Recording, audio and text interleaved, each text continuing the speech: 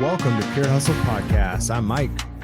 And this is Orlando, and we're on episode 475, an update episode. That is right. And this is the episode before Thanksgiving, before Turkey Day, before that day where you just get to indulge in all the food and thankfulness of family and the all the things that has been given to you in this year, all the grace that has been shown on you. Even if things are hard, there's been a lot of hard, but man, there's a lot of good. There's good in the reselling. There's good in life in general. And you got to find that good and find some time to be thankful. And so we're excited to have this kind of be our pre-Thanksgiving episode where we still are giving our update, but we're also just talking about, some of the things we're thankful for as resellers. And then after Thanksgiving, our next episode will be our post Black Friday episode. And, I feel like Black Friday has kind of changed over the years, and we've talked about that in the past, but I'm excited to hear kind of how this Black Friday goes. So if you're watching right now on YouTube, please put in a comment, maybe what you're thankful for individually, personally, maybe what you're thankful for when it comes to reselling. If you can connect it to reselling, that'd be great. And then are you looking forward to Black Friday? Like, are you going to be making sales? Are you going to go sourcing? Let us know what your plans are for Black Friday. We would love to read those. And here's the thing, like Black Friday is happening now. Did you know that? Like I've been getting some deals on Amazon. They might as well just call it Black Year at this point. Like it kind of just starts early. Like Black Friday used to start like a couple days early, and then it was like a week early. Now it's like that's November, true. And now it's like October. We haven't even had Halloween yet, and they're like early Black Friday sales at Harbor Freight, and I'm like, Black Friday? Like we're not even in November yet. Like this is bonkers. What's crazy to me is like the how stores still try to get away with like making you feel like you got a deal but you didn't, right? So for example, the other day I was at Macy's because I'm into watches now, and so I like buying my a Tissot or a Hamilton here and there. I'm not a Rolex kind of guy, but they're like, oh, you get 25% off, buy today, you pick up Black Friday. So I'm like, sweet, I'll go get a deal. No, they were all marked up. Like even with the percentage off, it was still cheaper for me to buy on Amazon and eBay, right? So I really do think retail's dead. I don't know how much longer they're going to be able to do this. So continue listing, continue doing eBay. Yeah, that's right. I think I might have mentioned it on our last podcast. I don't remember, but I read something recently kind of about Amazon, and one of the ways Amazon was able to kind of get that foothold in just the world of retail and then it can no longer be dislodged was the fact that for so many years when Amazon first came out, they weren't being taxed, so they could undercut retail, and so it just became this place that people were going to. They ended up getting more and more power. So much of their power then came from the ability for them to they had all the data, right? They had the information. They were an information like monolith, and they could kind of figure out and predict people's trends and patterns and buying and use that to their advantage. And then even after the laws got passed and changed, where now they had to start being taxed in certain states, and then finally all the states, it was too late. Like retail just cannot keep up. And it's easy to look at things like I walk into a mall now, and it's just not the same as when I was a kid. And it's easy to kind of think it's easy to think that like, COVID kind of shut down a lot of places, but it was before that, even before COVID happened, like malls were just not the same. And I think the retail in a lot of ways really died. I mean, there's still convenience of being able to say, hey, I can go to my local grocery store, or I can go to Walmart and get something right now because I need to pick it up, or I've got something on my list and it won't come for a couple of days on Amazon. But I mean, Amazon is drone delivering things. I don't know if I mentioned this, but in my town, the very first day that drone delivery was available, and I didn't know it was available. That's I just crazy. placed an order. Drone option was one of the options. And so I clicked it, and my wife was super excited because she was home with the kids the next day. And we're like, all right, it says it'll be here by 10. You should go out and I'm sure it'll send you a message saying like drone is on the way. So she was going to go out with the kids and record it. And ended up coming like at 7:30 in the morning, no message or anything. And the neighbor actually came to the door. I guess this is my random story. One of the neighbors came to the door. She knocks on the door and she's like telling us about this. She's like, yeah, this thing came out of the sky and it dropped your package off. And she's like, I'm 75 years old and now I've seen everything. Right. And she's flabbergasted by the whole thing. And we were bummed we missed it. But that same day, on Facebook, our local area and like the Central Texas area, it was blowing up on Facebook. Like one person posted a video and it had like 45,000 likes on it and all these comments on it. I'm like, that could have been us. We could have been like we could have got our 5 minutes of fame in the local Facebook community because we were probably the first drone drop in this area. But yeah, I mean, even with that, like even you can't get everything same day on Amazon, but a lot you can. It's almost impossible now for retail, like brick and mortar retail stores, to kind of keep up with what Amazon is. And that's what's really funny. I think we'll probably talk about this more when we talk about our, post Black Friday. Is there used to be this kind of clear distinction between Black Friday and Cyber Monday. Now I just feel like they kind of just run together because it's kind of just the same thing. Most people are buying online anyways when it comes to Black Friday stuff. And so Cyber Monday is kind of just the same thing. It hasn't really changed. They're just extending Black Friday and then maybe adding, I feel like it's more like tech sales, right? Like Cyber Monday, that's kind of how they've adopted it. So instead of it just being, hey, now you can buy online for cheaper, this is the best time to get your, like, I don't know, AirPods or whatever, because those are going to be cheaper because it's Cyber Monday. It's crazy. It's just, and I don't know. It's one of those things where like Q4 is in effect, and we'll talk about that here. Like we're here. I guess I'll just start into the update, right? Like my sales are coming through, and it's been great, and so much so that I'm going to be back to being a top rated seller by December 20th, which I'm so grateful for that because. And now I will tell you, there was a Rally Roots video that came out about the whole promoted listings gate that just happened. And in that video, they were discussing how, and we brought this up actually in our podcast, how maybe the reason that eBay is doing this craziness with the promoted listings, how like if anybody clicks it, like if anybody buys it within 30 days, they're going to just charge you, right? Whether it was found organically or not. And one of the arguments he made is like eBay system is so broken that this is their only solution. Like they don't really have a solution. And I was like, okay, that's a little conspiracy theory. But, I've been looking at my numbers, right? And I've been looking at this whole, like, the fact that I lost my top rated seller and all that stuff. And again, another error happened here. So my metrics are good right now, right? And I was supposed to be November 20th was supposed to be the time when like I got things back. So right now my tracking and uploading is at 96% again. My late shipment rate is great. My transaction defect rate is great. Like all my numbers are hitting. And I was supposed to be valid November 20th, but I didn't. Now it's saying I have to wait till December 20th and I'm still above standard. I'm like, why couldn't eBay automatically just fixed it? Right? I'm sure I can call eBay and they're going to give me some dumb excuse instead of just saying, hey, you know what? Our technology is antiquated and we can't even like figure out our metrics correctly. Because they can't. Like, I saw my numbers. Like, the day before November 20 hit, my numbers weren't good. Well, they weren't terrible, but they weren't good enough to be top rated. On what's today? November 21st, when I checked, they were good. So I'm good on December 20th, but somehow you couldn't figure that out on November 20th and just make me a top rated seller. Like there's all these things that happen with eBay like that. And people will say it's operator error, but I still believe that sometimes things sell that I know I sold before. And I'll even do the, 3-year search and go like, I wonder if this ever sold like before that. And sure enough, I'll find stuff and I'm like, why did this end up relisted? Like, why is this back in my inventory?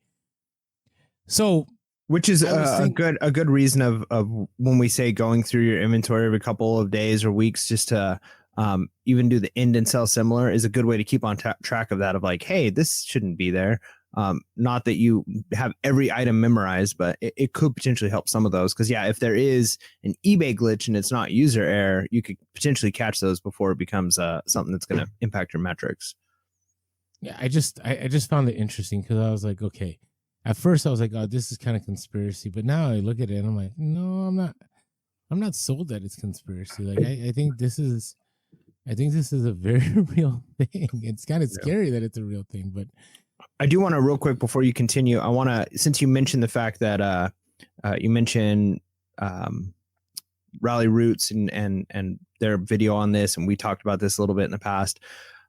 We had a comment where somebody mentioned about the fact that we're big voices in the reselling world and that it'd be better for us Rally Roots and us to to stick up and say like no more fees eBay, and like eBay would listen to us, and like the average seller, they can't really stand up for themselves. And I totally understand that mentality of like, hey, if the big voices stood up, like, because we like, if you're just an average seller, you don't really have any kind of say.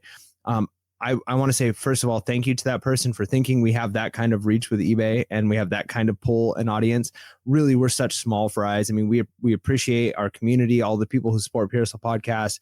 We think we have the best community there is. And, so thank you for thinking that we have that kind of sway. Maybe Rally Roots has a little bit more. There's probably some other YouTubers that have more sway than us. But the bottom line is, it's not that we're like, hey, no problem, eBay can keep, feeing us more and more and more. I've been very outspoken about the fact that I hate the fact that the only way that their bottom line keeps going up is increasing fees. But there's that, elasticity, right? Like they're going to figure out how far they can push this before it's too far and they start losing enough sellers where it starts to hurt their bottom line. And then they're going to have to pull back a little bit. And so it makes sense from a company point of view to just kind of keep poking and poking and poking at us to see how much we'll take before we won't take anymore. So I'm not happy about it, but I have Orlando and I have zero power to say like eBay, no more fees. It's hurting us. It's not, because eBay is thinking, yeah, we're making $10 million more this year because of this change. So, who's Mike and Orlando? So until it costs them money and it doesn't make them money, they're not going to listen. I know. And one of the stories I was going to bring up today was in Value Added Resource. I think it's one of the best pages out there as far as like eBay and reselling. And they did a whole thing about like, hey, here's how to report to the FTC, the Federal Trade Commission. Here's how to, talk about how eBay is, basically like doing some unsavory practices with its promoted listings. But I thought about that and I'm like, all right, like it's going to take everybody saying we're not doing promoted listings. And that's the hard thing, because even Rally Roots said, even though we disagree with this, yeah, we are going to remove some of our items from promoted listings. We're going to continue doing promoted listings. And that's the hard thing, right? The hard thing is we could have like this, hey, everybody, we need to boycott, do this, but it really would take a huge effort. And I don't know if people are willing to put their business at risk. Well, no, because it all comes down to that unfair advantage, right? Yes, if every single reseller said none of us are going to use promoted listing, then we'd all be on an equal playing field and nobody would need promoted listing, right? Yeah. But all it would take is that one, we could say greedy person to say, oh, look, nobody's using promoted listings, I'm going to use promoted listings. And then they're getting all the sales. So then the next guy goes, hey, that's not fair, he's getting all the sales, I'm going to use promoted listing too. Because that's just the way it works. I mean, I always remember kind of thinking of that argument, like back when I was in junior high and I wanted to first get into like wrestling, like school wrestling, I never understood the people like cutting weight. And my argument was like, if people just wrestled at the weight they were at, nobody wouldn't have to go through all this craziness of like not drinking water for a couple days and us having to do like, urine tests ahead of time to make sure we were hydrated before weigh-ins and all these things, because of the measures that junior hires and high schoolers would go through to like cut down to the next weight class below. But the reality is all it would take would be one person to say, fine, nobody else is doing it, but I'll do it and I'm going to be the champion. So then to be competitive, you have to do it too. And so eBay knows that. Like they know not everybody's not going to decide, hey, we're not going to do promoted listings, because enough people will go, yeah, well, it's worth it to me because then I get all the sales. So they kind of have us, right? Like they've got us in a position where there's really nothing you could do about it. If everybody left the platform, sure, that would be the only other thing you could do, but there's no alternative platform that's equal to eBay. And we have listeners and we have, people who've left comments that said they've left eBay and they found other platforms and they've been successful. And so absolutely there are options depending on your niche, depending on what you sell. So there are other options out there, but for the vast majority of sellers, there's not going to be a replacement for eBay, at least not yet, until a competitor comes in. And I don't really see an equal type competitor to eBay coming in the same way anytime soon. eBay can kind of continue to do what they're doing. Yeah, that's unfortunate. That just, yeah, it is what it is, right? And people hate that phrase, but that's kind of where we're at right now, right? It is what it is. Yeah, just don't. I always want to encourage people, like we can get really abrasive and we get caught up in all that, but you know what? Spend all that energy sourcing, listing, just making your business better and just building it. Okay, Q4 sales picking up, like that's been great. Like I am grateful that I have so many items that I haven't had to source in a while. Now I do want to go to garage sales again. here soon. I've been debating whether I want to go maybe, in a couple weeks. I don't know, but I do miss sourcing. Like I've gotten back into like watching people sourcing on TikTok and stuff, and I'm like, I miss those days. Like, and I still source. It's not like I haven't sourced. Like I've stopped sourcing, but like I've shared with you guys, like I have so much stuff that I still need to work through that I still haven't sourced. I mean, that not, I haven't sourced, that I haven't listed, and it's been tough. Now, on the other end, I haven't talked about this in a while. Like Amazon's been awesome for me. I sold through. I mentioned this on the last podcast, but we weren't going to talk about it yet. I had these tractors that I bought from like Home Goods, like John Deere and Caterpillar, like kids, like they ride on it, whatever. And I didn't make profit on it, but I made my money back. And I had about 10 of them, and they sold in one day. One day. And I was like, oh, the power of Amazon. Like you forget sometimes about how quick you can get those sales on Amazon. So I encourage you guys. I know Amazon's brutal. Like I will tell you, even myself, like I've been gated again. I got gated in Lego. I got gated in video games, but I went and applied and I got ungated automatically right away. But I'm telling you, like Amazon, if there's a way that you can somehow like slowly start doing Amazon, maybe, you find a hot item and you're like, okay, I'm going to source and see how I do on the item. Or maybe, you are able to get an item on clearance, like at a Target or a Walmart or somewhere, and you see that Amazon, you can sell it for 3x or 4x. Like it doesn't hurt to try it, right? Whether it's merchant fulfilled or FBA. Now, I will tell you this, Amazon's anti-capitalist leanings, which it's weird to say that, but their whole thing, like you can't price things at a certain thing, is the worst. Is the worst. I'm still dealing with that. Like I could be the only seller on an item, and because somebody had listed that item the first time at $75, and I'm the only person that has it, and I listed at 150, I can't sell it at 150. It will say sorry, pricing error. But you got to understand where they're coming from on that, right? Because like if you want to do that, if you want to sell like that, you would sell on eBay. Like if you want to be able to just list it, whatever. And I know that you want to do that on Amazon, but their mindset is they want to protect their brand. Their brand is more important than anything else. And so they don't want to be known as the place where people are coming in and they're fluctuating prices like crazy, and that people are using that as they're basically saying like, hey, if you want to do that, go to eBay.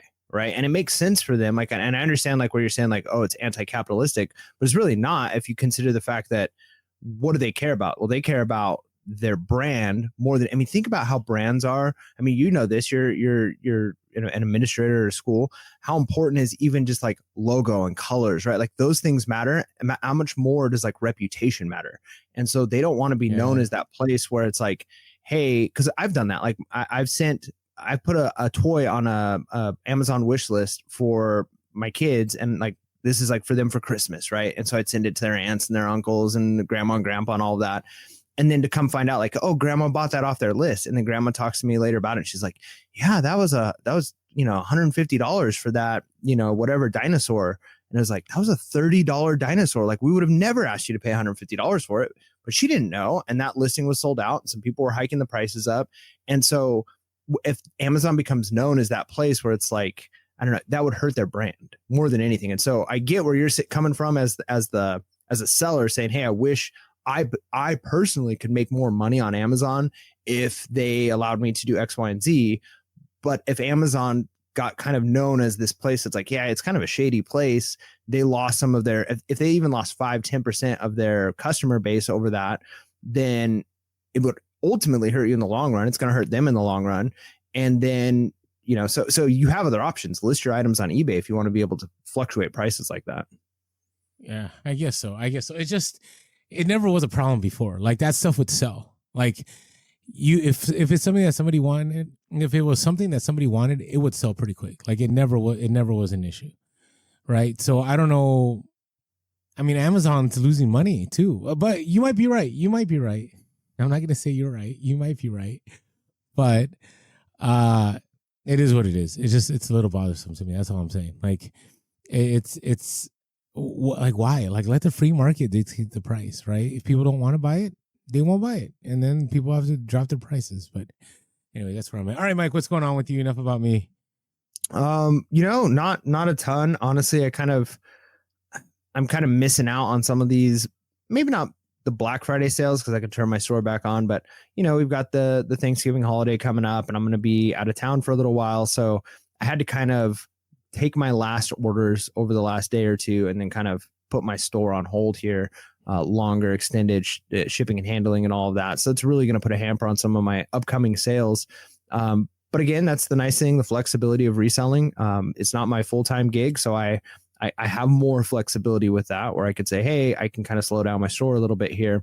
But got that opportunity to take a vacation.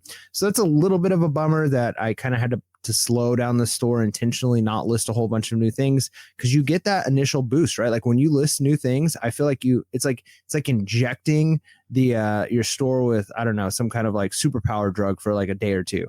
And so, to say like, okay, I want to hold off on these good listings that I have, because if I list them now, I'm going to kind of lose that big boost that I would get, because now I'm going to throw my store on 5 or 6 day handling time. And so that's a bit of a bummer, but the nice thing is I can kind of turn that off before Black Friday. I'll be back in time to get things out before the weekend. So I should be okay as far as that goes. But so that is kind of just where I'm at with that. What else do I have here? So thinking about our most recent episode, I really enjoyed that, where we did that video review on ThreadUp. I was really kind of intrigued and interested, because ThreadUp, I feel like there's so many like random reselling platforms, and maybe it is my job as a podcaster on resell to like keep up with all of them, but I kind of just don't care about all of these other ones that are just out in the fringes that don't necessarily impact me. But I was interested. I was like, okay, maybe I am missing something here. Maybe there's an opportunity. And then sure enough, some of the people in our comments kind of said the same thing, like, wow, I got super excited for ThreadUp for a minute. But then same thing, I went on to look to see, okay, what type of clothes are they selling on there? It's women and children only, right? Like, so there isn't even a men's category on ThreadUp. So if I wanted to personally buy some stuff or sell or offload my own stuff, which one tells you their demographics, right? Like, who is their market? And I know people get all upset, like thinking that companies do that, but the reality is, like, there's certain places like Poshmark is primarily geared towards women. Do men use it? Can they buy stuff on there? Sure, but it's primarily geared towards women, and apparently so is ThreadUp, right? So if that's the case, if the demographics lean more heavily of the shoppers and people doing that is going to be women, that's going to be where they're going to expand first. So maybe eventually they open up to men's. So that kind of shut it off for me in the first place, because I don't do a lot of women's clothing. I have sold some stuff, but it's just not a niche that I know a ton about. Unless my wife is helping me with the sourcing, I kind of stay away from women's clothing, pretty much stay away from children's clothing completely. And then the other thing is, a lot of people are saying like the seller experience on there is pretty bad. It's got pretty bad reviews as the seller, which again makes sense. Like, ThreadUp has to make their cut. They're doing a lot more of the heavy lifting than, being an eBay seller, which is kind of the strong suit there. And I even mentioned it to my wife. I was like, yeah, there's this thing, ThreadUp. We were talking about it. She's like, yeah, I've heard, because she follows a lot of Instagram, influencers and stuff that I don't. And she's like, yeah, a lot of people have talked about it, but they say that the problem with it is so many things get returned. Like, they return so many things. And so you couldn't do what I said of like, hey, like, you're basically just buying a bunch of stuff and like, hey, I know this stuff is decent. I don't know if it's the right stuff. Let me send it in. And if, they kick back 20%, but it sounds like they would potentially kick back like 95%. Right. So that creates another issue too. So it sounds like the seller experience isn't that great. Let us know in the comments. Maybe you've had positive experiences on ThreadUp. I still think they're running obviously a very successful business. It's clearly working. People are doing well there. But it was kind of this bummer to see, like, have that like excitement about potentially having ThreadUp as an opportunity, then to come to find out that no, actually, I don't think ThreadUp is a marketable place for me after all. I'm not going to be able to use this platform at least anytime recently or anytime soon. The other thing that I've kind of been considering, I've noticed, I've had a few ideas based off of some things I've been buying, some things I've been interested in, some of the little niches that I'm in on X and various platforms.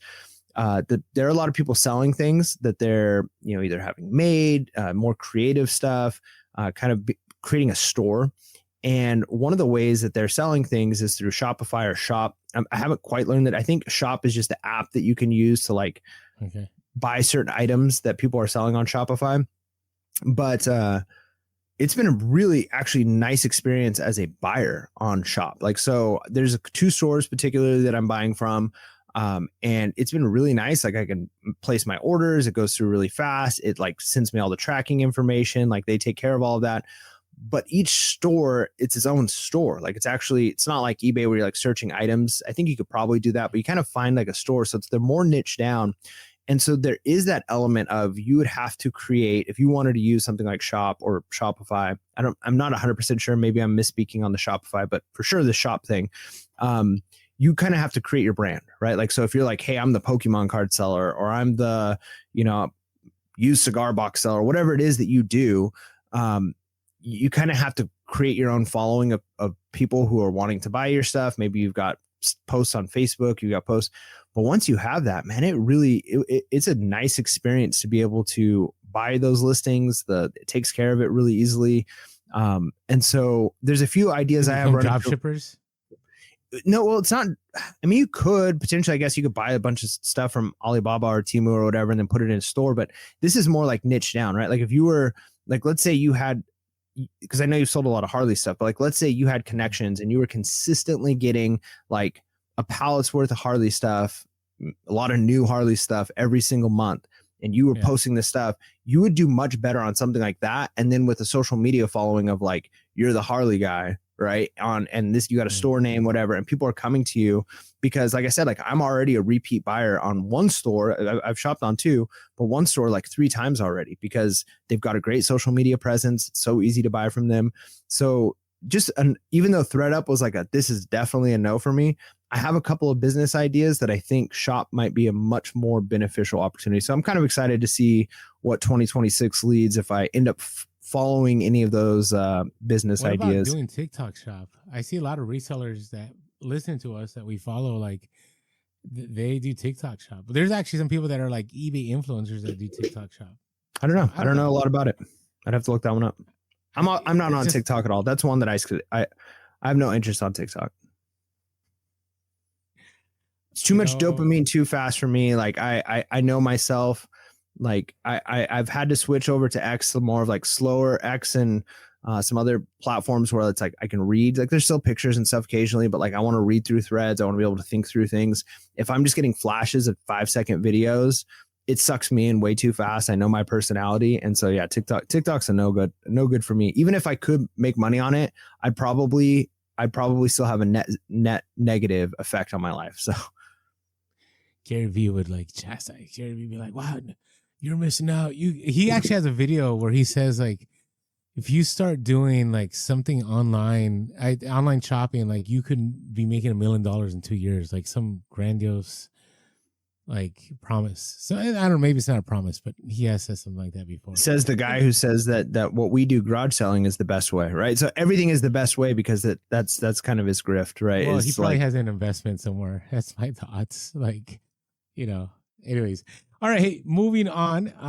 Before we get into our rant, well, you already shared a random story, so I'll share our first, my reseller genie. If you're stressed about your taxes, you're looking for a way to do some great bookkeeping, and you're like, is there anything out there for resellers? I've tried Quicken Books. I've tried, doing my own Excel spreadsheet, but I just need something that's for resellers. Well, My Reseller Genie is that place to go. Made by resellers for resellers. You can use our code Pure Hustle. If you use our code Pure Hustle, when you sign up, you'll get 15% off the first month. You can use our code Pure Hustle and you get 15% off the first month. My Reseller Genie allows you to import all your stuff from eBay, all your stuff from Poshmark, get a P&L, get a Schedule C, and be ready when it is tax time. So check out My Reseller Genie. Use our code Pure Hustle. All right. So my family, I'm reading your stuff. My random story is paying attention to trends. And it was interesting. The other day, there was on TikTok, there's a video when Ronaldo visited President Trump. And, everybody made a big deal about it. And sure enough, like within hours, I sold this FIFA 2018 Xbox game.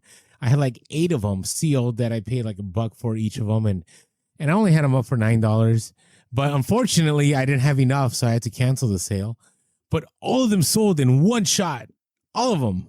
Now, it probably was a reseller that recognized that video and knew that maybe Ronaldo was going to go viral. He also is going to go viral because I believe he got a red card, which is going to hurt him in the World Cup, like in the first few games. And so his name's out there, and I was like, man, like it's so important to pay attention to social trends, right? And again, the most unfortunate one is whenever you have anything from a celebrity or something, and all of it sells instantly within an hour, that means that person probably died. And that's just the reality of reselling. But I was thinking about that. And then the new trend right now I've seen on social media is the quarter zip. People are wearing quarter zips. And like everybody's talking about quarter zips now. And I'm like, all right, is that what people are going to start like looking for? Like Patagonia or Brooks Brothers or whatever brand? Like, is that a bolo, right? But again, just something to pay attention to. So just be aware that, as a reseller, you can really capitalize on things. And you may have it in your inventory. So if you're not paying attention to social trends, you may have it in your inventory and you might sell a bunch of them and not think anything about it. And then 2 days later, you could be like, oh man, if only I had, positioned this, I put the price up 50% higher, I would have made more profit. So just be careful about that because, man, social trends come and go pretty fast. And you also don't want to be the one left holding the bag because you end up capitalizing on it too late. Right. You want to get in on trends early. So just interesting. It's funny because, again, Gary Vee has this whole TikTok where he's like, what if now we're going away from wearing T-shirts and jeans to work and stuff, and now we're going to start going back to wearing suits and vests and all that stuff? And I'm like, who knows? Maybe that, things will turn around. Like, I noticed that right now beards are slowly going away again. Right. Not because, I created the trend of shaving your beard, but I see people on social media like shaving their beard. And then my good friend, he had a ponytail down halfway down his back and he cut off his ponytail. And then I see people online like going with short haircuts again. And I'm like, man, maybe Mike will shave his beard here. No, having a good beard is the most manly. It's a most manly exercise is keeping and maintaining such a great beard. See, I went with a shortened beard and I just keep stubble. I wait 2 days. Like I shave every 2 days now. See, I have the heart of like OG, like start of America, like Revolutionary War, Civil War. That all those guys had beards. Those were great. Yeah, that's so. I mean, I get like men were men. Is that what you're saying? Well, yeah. I mean, I'm saying like now, like it's like kind of seen as like military, the kind of respectable thing, because you were talking about like suit and tie. That's kind of why I mentioned that. The respectable thing to do is to be shaved. I kind of harken back to an earlier level of what's considered respectable. And I think a beard is a good thing. I like a beard. It's got to be well kept. Right. But all right, there's a random story. All right, hey, let's jump into our reseller topics. We can play the soundbite here. Yeah, give me a second. Let me get that pulled up. Here we go. Tech and sports on.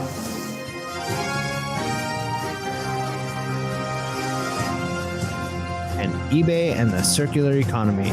All this and more on Reseller News. Rolando, take it away. So the other day I was on social media and I saw this CNBC thing and I'm like, wait, I know that person. And because they used his real name, like you're going to see his real name. I just know him as Tech, right? I don't call him by his name. And I thought it was awesome. I feel like we have arrived. Now, it was CNBC. It wasn't like MDC. It wasn't ABC News. But still, like, this legitimizes reselling even more. And a lot of people out there are going to be like, oh, man, this is bad. It tells the secrets and it's going to kill the market. I actually see it as a great thing on two kind of, sides of the coin here. The one side is this gives everybody like that's trying to find a way to make money. Like, hey, you know what? Here's a great opportunity. And actually reselling is legitimate, right? I mean, it's going to talk about how he brought in millions of dollars last year as a reseller, right? And then on top of that, there's the other side where I do believe the more people are on eBay, the more people will go to eBay to buy, and eBay will become that place. Just think about like Amazon, right? Everybody goes. I don't know a single person that has not shopped on Amazon. Like I've never met somebody that hasn't, right? If you have a cell phone, you've bought something on Amazon. So let's take a look at a little bit at this video. Hopefully we don't get demonetized. No, this is just a TikTok. This looks like it's just his TikTok video. No, it's from CNBC.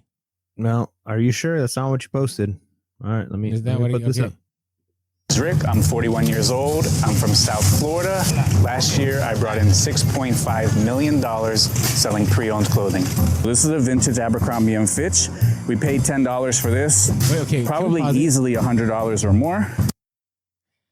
What was that number? 6.5 million. 6.5 million. Now again, I know. What you know, that's not net. That's gross. But right? Still. And no, that's incredible. I mean, he's got to be netting a ton of money off that for sure. But just again, like trying to think about the fact that like the average person hears that and they think like, oh, I can make $6.5 million. Right. What's crazy about it is I went to one of my teachers is a reseller and I mentioned to him about tech and he's like, what, 300 listings by 8 a.m.? Because that's what, Tech had discussed, how he, for years without taking a day off, he would list like 200 to 300 items. And people find that hard to believe, but I'm telling you, like, if you really like dedicate yourself and you put yourself and you get systems in place, I do think those are possible. I personally have never got into that level, but I also have, I would say I always treated my reselling, even when I was full-time for 8 years, as a hobby, because I was like, if I have to work at this, like I'm clocking into a 9 to 5, like I don't want to do it. But see what always kind of shocks me with something like that, because I get that, and obviously he is an incredible reseller and he's grinded harder than I have ever come close to grinding when it comes to resell. So hats off. But to think like 300 listings a day, if you just worked 5 days a week on that, right? 1,500 listings a week. Like, I don't even know how you possibly source 1,500 items in a week unless just you're like they're buying in bulk and pallets and stuff. But if you're just doing like garage sales, thrift stores, if you're doing that kind of stuff, like 1,500 items, like sometimes I'm lucky, I can go sourcing for a couple hours somewhere and it's like, hey, I picked up 15 or 20 good items that I can sell. Yeah. 1,500? Okay, well, let's watch the video. We ended up getting 2 Burberry trench coats. So this one we paid $40 and this one will sell for $250, $300. So we paid $40 for this one as well, probably about $200. That one's more desirable because it's more of the classic Burberry color. When you unlock the power that this is, the ability to multiply money, to take $5, put it onto eBay and sell something and get $25 back, how in the world can you rest? I don't get it. Okay.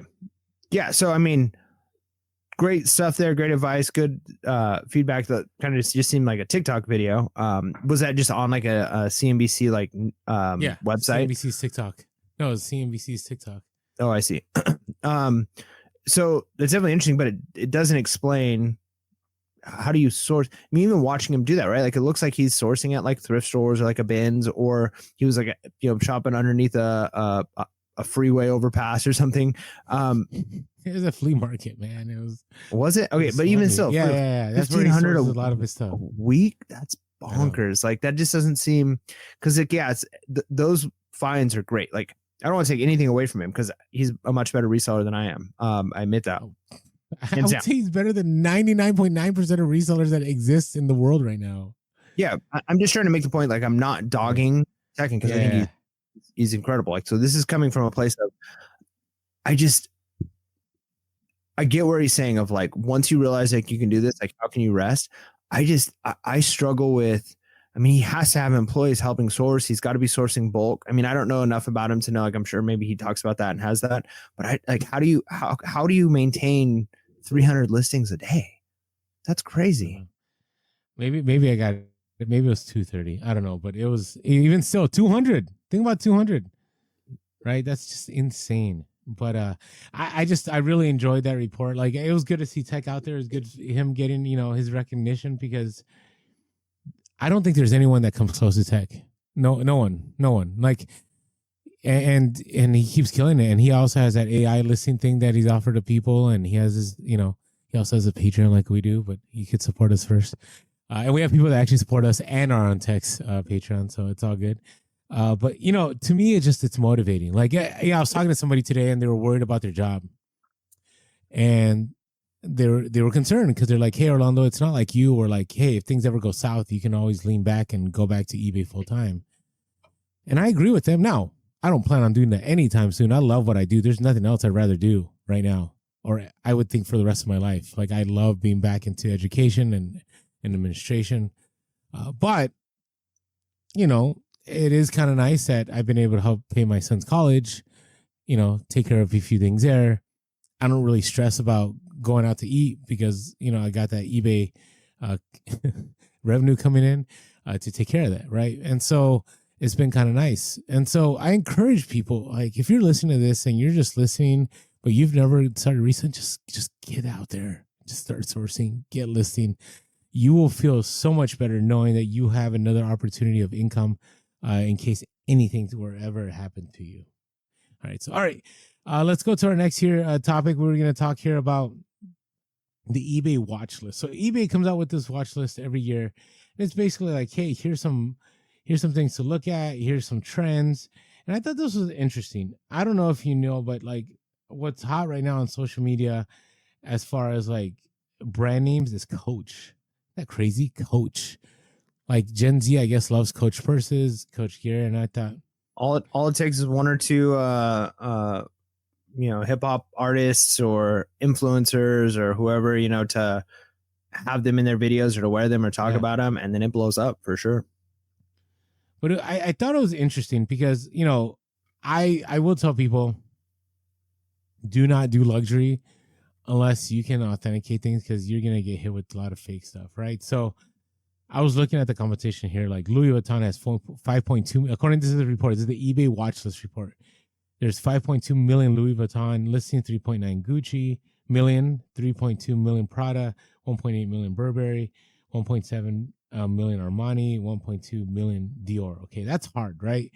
So be careful when you try to do luxury stuff, because if you do luxury stuff, like you're competing with a lot of people, and then you may get a Vero. Like that's one of the easiest places to get Vero. And if you don't know what a Vero is basically where a company has told eBay they don't want the item being sold for whatever reason, and eBay will pull that listing, and it could get you in trouble eventually. Now, here's some brands that I see people worrying about and think about it. This was 2025's fastest risers. These are sportswear, streetwear, crossover, such as Kids Super. I've never heard of that. It's up plus 173%.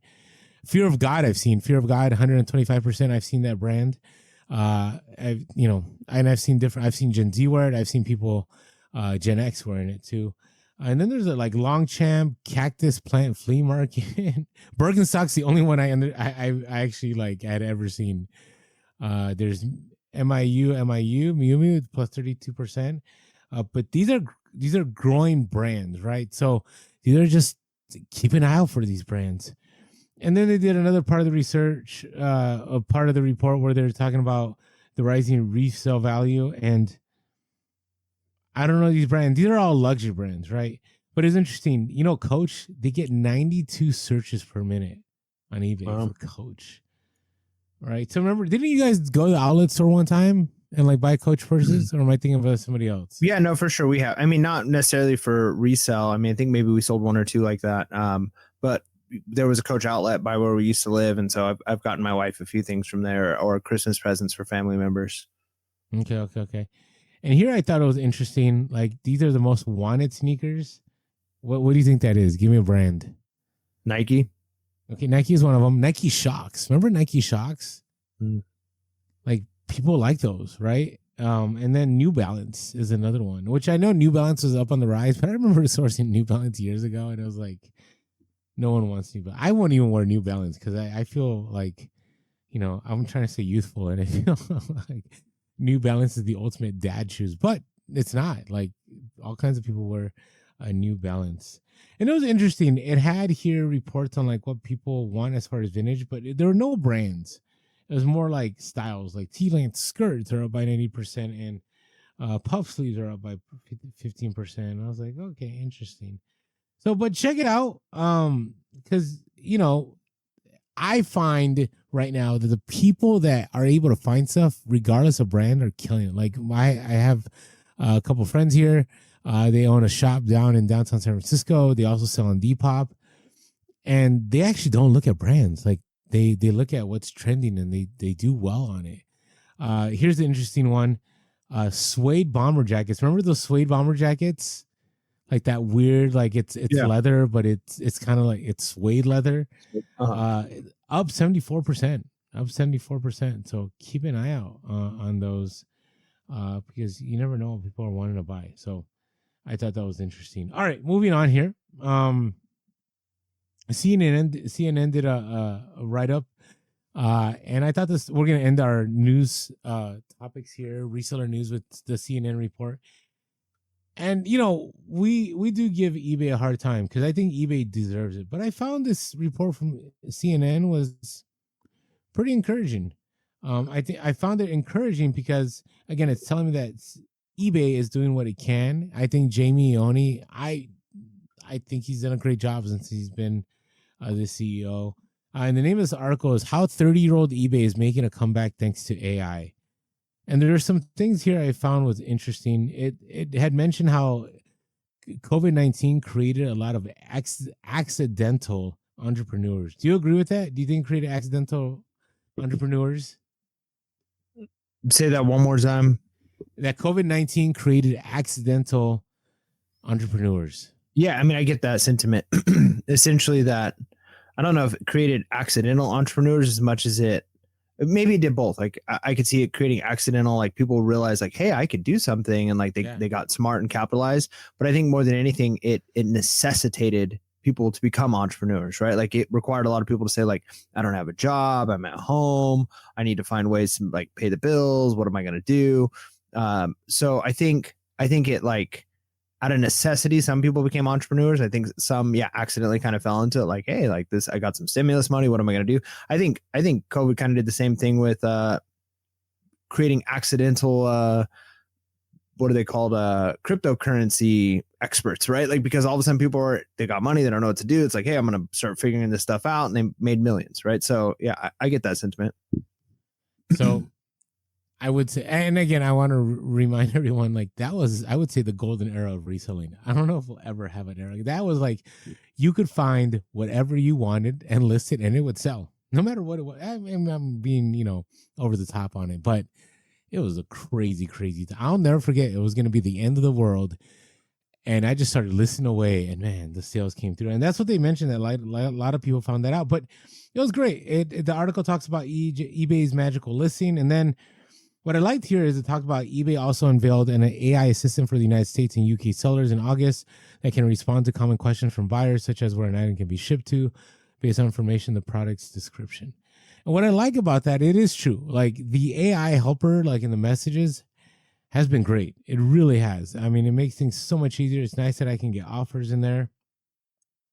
But what I liked more was when they started talking about AI for buyers. So here they said, the ability to find super specific items with ease on eBay has always been somewhat of a rarefied skill. Around 70% of transactions on the site come from enthusiasts who know how to search and shop the platform like crazy. But then he said, Ione, this is the CEO, is betting a new AI shopping agent will make it easier for new or less frequent customers to find exactly what they're looking for. With the eBay.ai tool, customers can describe what they're looking for in natural language, and the bot will recommend products based on the conversation. And then it goes on to talk about how, here you go, but those third-party agents could eventually boost eBay sales too. Ione suggested the company might, for example, join OpenAI's program for instant checkout in ChatGPT, saying he wants to make its listings easily searchable both on eBay and off of eBay. And I'm like, that's great. That's great, because that's the other thing I thought about. Like, ChatGPT tailors what they send you, right? Like when I ask it for websites, I trust that it's actually doing its job, especially if you use an AI agent. So if you're wondering what an AI agent is, you just click on it and you're like, hey, I'm looking for this, this, and this within these parameters, blah, blah, blah. And it basically is like somebody goes on a website and they go through Google and they go through all of this, but it just does it 100, thousands times faster. And it's been great. I just, I had some things that I needed for my school. And I said, here's my price point. This is the turnaround time. This is what the materials need to be. This is, where they need to be geographically to get on time. Please find 3 companies that can do this. So imagine if eBay continues scaling this where somebody can say, you know what, I had this jersey that I really liked in the 90s. You know, it was during the World Cup. I think it was called the Predator jersey. It had these, you know, I've mentioned this jersey. I'm trying to find it. And then people can find this stuff. I really do think this is going to boost eBay sales. I don't know. What are your thoughts on that? Yeah, I mean, I think AI, gosh, I don't know. I've said probably more than I need to say on AI over the last several podcasts. I'm hesitantly optimistic / terrified, because I think short term we're going to see a lot of benefits. I think it's going to be very beneficial to a lot of platforms. I think it's going to be beneficial to the people who are adopting it early. I remember I was super early into ChatGPT. I was using ChatGPT as a teacher before anybody in education was talking about AI. Other than occasionally someone would say like, "Oh, students are using this stuff to like write their papers. It's so evil." And I was like, "Are you kidding me? I'm making lesson plans with this stuff. Like, it's making my life so much easier." Like, so I was optimistic about it. Next thing you know, it's like everybody's doing it, and then now like that's kind of like how schooling is going. Like AI is becoming bigger and bigger, and so there's elements of it where it's like if you're an early adopter, you're going to get some benefits to it. There's definitely some kind of AI bubble that's happening now. Like a lot of money is being sunk into companies that are AI companies. A bunch of those are going to go under, kind of like a .com crash. The cream is going to rise to the top. Obviously, there's already the big hitters. You know, you got Grok, you got ChatGPT, you got you know, all these big ones, and then big companies that are using those platforms. eBay trying to use AI. So I think there's going to be a ton of benefit short term. I just think like long term, it's kind of scary. Like it's going to cost a lot of jobs. It's going to take jobs from a ton of people. It's going to create an environment that I think changes are happening. It's going to happen so fast that our society won't be able to like keep up with it. And there's going to be, I understand you disagree, and it's okay to be wrong, but I just mean that like when there are changes, like think about like when people the car say that all the time when there's new technology, like cell phones and people say that all the time. I understand what you're saying, and I'm not disagreeing with you, but just think about the time it takes to adapt. When the car came out, like how long did it take from the original car that came out to like what we have now? And like our society has been able to like over time build the roads and the infrastructure, and like jobs change slowly over time, like over decades, in order to like, hey, now transportation is changing, it's getting faster, people can move. But like AI, I think, is moving so fast that the infrastructure and like the safety nets and all the things in place aren't going to be there. And it's going to like long term down the road, like sure, there might be some benefits from it, but like in short term, there are benefits. But I think we could potentially get to a place like, I mean, we've even talked about this as resellers, right? Like AI could price resellers out of being able to go to thrift stores at all. Right. And then if AI is doing market changes, and so if all these resellers are doing things, you might not ever be able to be competitive again on prices, because then they're going to be like basically trying to sell whoever's paying the AI the most, whichever company, to be able to get their items sold, or whoever has the most money is going to be able to buy up. And then now they've got I don't know. It's just, I don't think we are comprehending what AI is how AI will change our society. Like think about social media. Like social media has had an impact on our society that I think there are positives from it. We've got a lot of positives, but I think that the downsides we're just now seeing, like what it's doing to kids that grew up with social media. Because like you didn't grow up with social media. I didn't grow up with social media. I got introduced to social media the very, very late stages of high school. So I know what life was like before it. The kids now don't, right? And we're starting to see the impact of that. And I don't think it's all good. I think there's a lot of negative. And I think the same thing is going to be true with like AI. I think is going to change our society faster even than social media did. And so it's terrifying in the sense of like, we don't know. Like I could be pleasantly surprised and be wrong, and it be like, hey, now we live in utopia and everything is perfect. But I think there's going to be some unintended consequences. Like everything, there's unintended consequences to everything. And I think we're just not prepared for what's going to come with that. Okay. All right. Hey, I hear what you're saying. I do. And I don't want him to, you know what Gary Vee suggests? Bringing Gary Vee up. He suggests that you should take your podcast in a different direction than what you talk about in your niche. So should we do that sometime? Like, should we just do like I don't know. Think about that, Mike. You don't have to I don't answer know. now. I'd be canceled so fast, man. I'm No, extreme. okay, but I'm so extreme. But anyways, I don't know. Let us know in the comments. Should we just do a show that's like, because what he says is you'll bring in another audience into your podcast.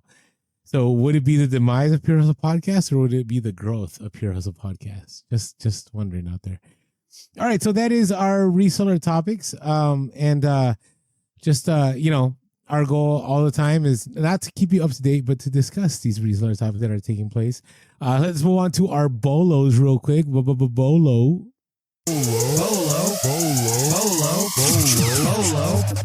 What's your bolo? Right. I'm actually bolo are items to look out for. Go ahead. Be on the lookout for when your garage sales, thrift stores, Facebook Marketplace, using an AI agent to source for you, all those things.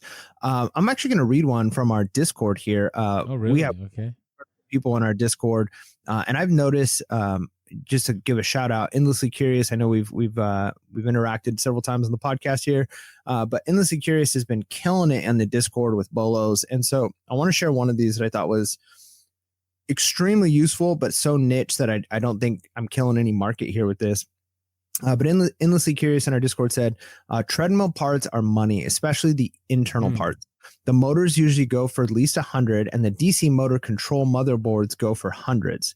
I got this from a estate sale, and they're showing a part here at a estate sale this weekend for $1 and sold it for $279.99. I probably could have gotten $350 if I had waited it out. I see free treadmills all the time. If I had a truck and room, I would pick them all up. You could probably build a business out of just doing parts of these, along with ellipticals, bikes, etc. People give them away all the time.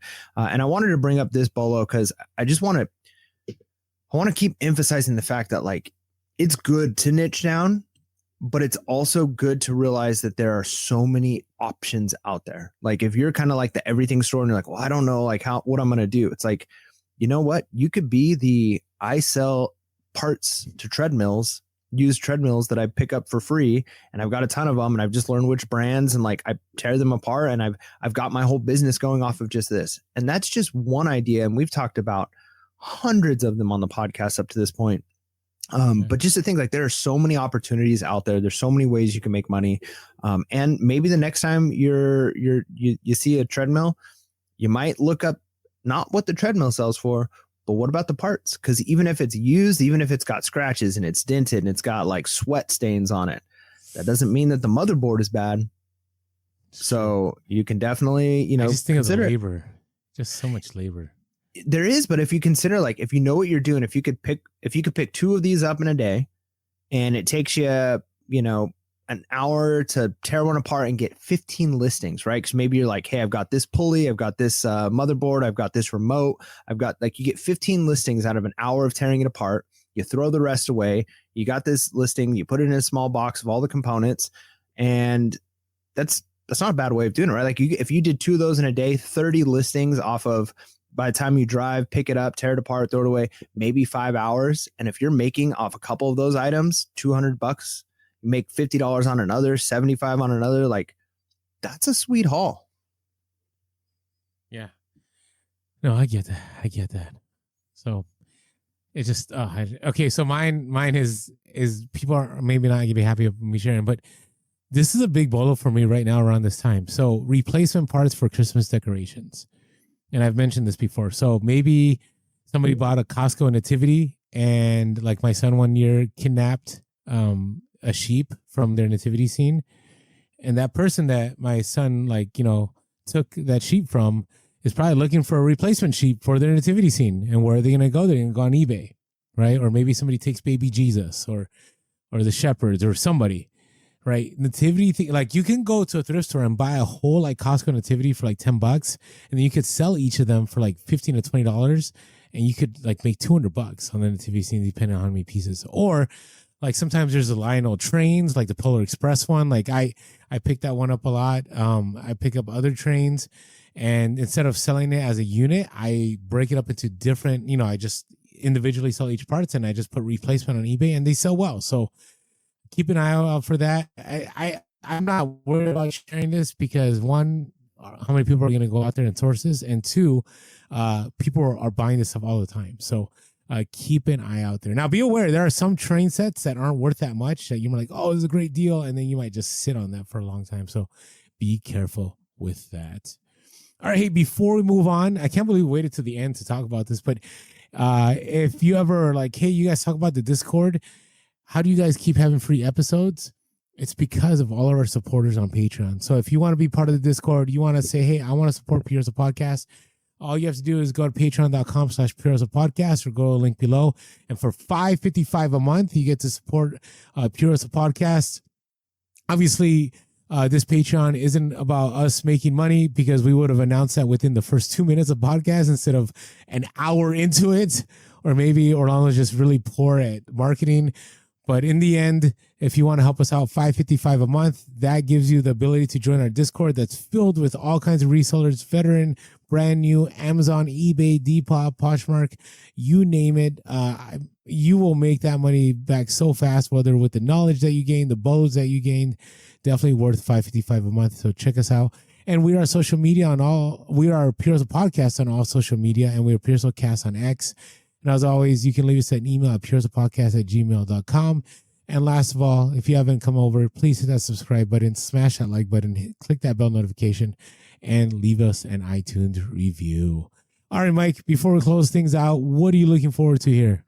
Well, I'm looking forward to having, a short upcoming break from, the reselling and the packing and the listing.